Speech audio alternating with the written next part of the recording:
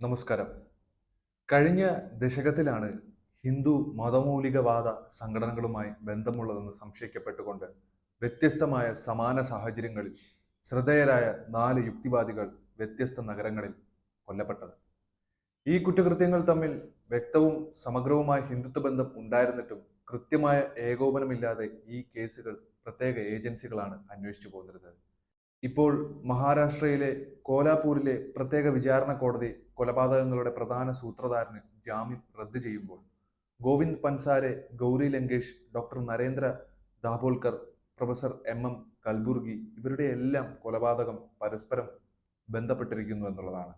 2015 CPI നേതാവ് പൻസാരെ കൊലപ്പെടുത്തിയ കേസിൽ മുഖ്യപ്രതി വീരേന്ദ്ര സിംഗ് ശരത് ചന്ദ്ര തവാഡയുടെ ജാമ്യം പ്രത്യേക കോടതി ജൂലൈ 16-നായിരുന്നു റദ്ദാക്കിയത്.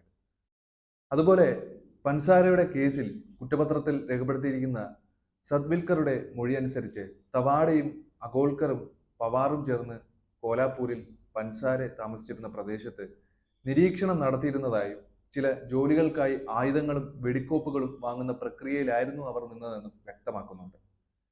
ധർമ്മത്തിലേക്ക്, അതായത് അക്ഷരാർത്ഥത്തിൽ മതം, പൻസാരയെയും മറ്റ് യുക്തിവാദികളെയും കൊലപ്പെടുത്തിയത് സനാതൻ സൻസത്ത് മതഭ്രാന്തന്മാർ ധർമ്മത്തിന്റെ ഭാഗമായിട്ടാണ് കാണുന്നത്.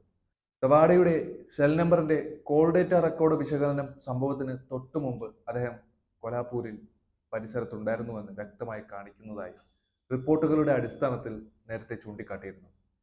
ADS പറയുന്നതനുസരിച്ച് തവാഡെ ആക്രമികളുമായി അടുത്ത ബന്ധം പുലർത്തിയിരുന്നതിനാൽ കൊലപാതകത്തിലുടനീളം ഇമെയിലിലൂടെ അവരുമായി ബന്ധപ്പെട്ടിരുന്നതായും തവാഡയ്ക്ക് പ്രതികളുമായി നല്ല രീതിയിൽ ബന്ധം തുടരാനുള്ള സാധ്യതയുണ്ടെന്നും സെഷൻസ് ജഡ്ജി താംബെ ചൂണ്ടിക്കാട്ടി. മാത്രമല്ല, അവർ ഭാവിയിൽ സമാനമായ കുറ്റകൃത്യങ്ങൾ നടത്താനുള്ള സാധ്യത ഉണ്ടെന്നും താംബെ പറഞ്ഞു. പ്രതികൾക്ക് തവാഡെ അനുവദിച്ച ജാമ്യം റദ്ദാക്കിയില്ലെങ്കിൽ സമാനമായ കുറ്റകൃത്യങ്ങൾ ചെയ്യാനും കൂട്ടുപ്രതികളും ഒളിവിൽ കഴിയുന്നവരുമായ സാരംഗ് അഗോൾക്കറിനും വിനയ് പവാറിനുമൊപ്പം അവ ആവർത്തിക്കാനുള്ള സാധ്യതയും കോടതിയുടെ ഉത്തരവിൽ താംബെ പറയുന്നുണ്ട്. തവാഡയുടെ ഇടപെടലിന്റെ സ്വഭാവവും ജാമ്യ ഉത്തരവിൽ പരാമർശിക്കുന്നുണ്ട്. അദ്ദേഹത്തെ മറ്റ് പ്രതികളുടെ നേതാവ് എന്ന് വിളിക്കപ്പെടുന്നുണ്ട്. പൻസാരെ, ദാഭോൽക്കർ, മാധ്യമപ്രവർത്തക ഗൗരി ലങ്കേഷ് വധക്കേസുകളിൽ 3 കേസുകളിലും അക്രമി സംഘം തവാഡയുടെ നേതൃത്വത്തിലാണ് സംഘടിച്ചതെന്ന് കോടതി നിരീക്ഷിച്ചു. 2014 നവംബർ ഡിസംബർ മാസങ്ങളിൽ ധർമ്മകാര്യ, അതായത് നേരത്തെ സൂചിപ്പിച്ച പോലെ മതപരമായ ജോലി എന്ന ലക്ഷ്യത്തിനായി തോക്കുകൾ പരിശീലിപ്പിക്കാൻ തവാഡെ തന്നെ പ്രേരിപ്പിച്ചതായി മജിസ്ട്രേറ്റിന് മുമ്പാകെ രേഖപ്പെടുത്തിയ സൂരജ് മഹാജൻ ഒരു സാക്ഷിയുടെ മൊഴിയിൽ പറയുന്നുണ്ട്. മറ്റു പല യുവാക്കളെയും മസ്തിഷ്ക പ്രക്ഷാളനം ചെയ്ത് ആയുധ പരിശീലനത്തിലേക്ക് ഇവർ തള്ളിവിടുകയും ചെയ്തു. ഇതിൽ എടുത്തു പറയേണ്ട മറ്റൊരു വസ്തുത കീഴ്ക്കോടതിയുടെ ഗുരുതരമായ അശ്രദ്ധയാണ്. 2018 തവാഡയ്ക്ക് ജാമ്യം നൽകാനുള്ള മുൻ ജഡ്ജിയുടെ തീരുമാനത്തിനെ കുറിച്ചും സെഷൻസ് കോടതി ജഡ്ജി ഗൗരവമായ നിരീക്ഷണം നടത്തിയിരുന്നു. സഹപ്രതിയായ സമീർ വിഷ്ണു ഗെയ്ക്വാദിന് ജാമ്യം ലഭിച്ചതിനെ തുടർന്ന് തുല്യതയുടെ അടിസ്ഥാനത്തിൽ തവാഡയ്ക്ക് ജാമ്യം കിട്ടിയിരുന്നു.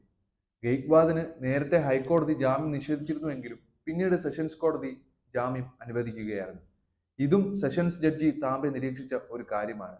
ജുഡീഷ്യൽ പ്രൊപ്രൈറ്റി തുടർന്നുള്ള ജാമ്യാപേക്ഷ പരിഗണിക്കരുതെന്ന് സെഷൻസ് കോടതി ആവശ്യപ്പെടുകയായിരുന്നു. മെറിറ്റുകളുടെ അടിസ്ഥാനത്തിൽ ഈ കോടതി നേരത്തെ സമർപ്പിച്ച അപേക്ഷ നിരസിച്ചിട്ടും പ്രതിയെ രസിപ്പിക്കുന്നതിലും ജാമ്യം നൽകുന്നതിലും പഠിച്ച സെഷൻസ് ജഡ്ജി സ്വീകരിച്ച ഗതി ജുഡീഷ്യൽ അച്ചടക്കത്തെയും ഔചിത്യത്തെയും ബാധിക്കുന്ന ഗുരുതരമായ വിവേചനരഹിതമാണ്.